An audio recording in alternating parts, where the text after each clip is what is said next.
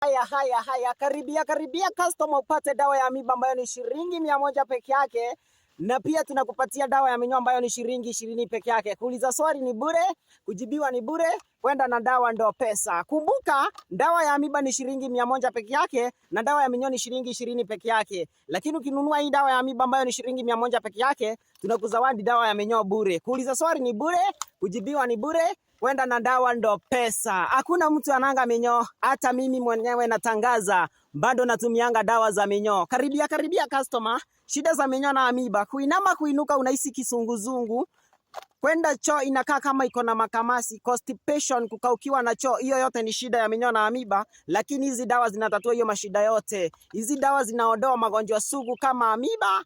Hii ambayo ni dawa ya amiba shilingi 100 peke yake na dawa ya minyoo shilingi 20 peke yake. Kuuliza swali ni bure, kujibu swali ni bure, kwenda na dawa ndo pesa. Sadamu Nyaga. Mimi sasa kamwana kumamberie burore shiara.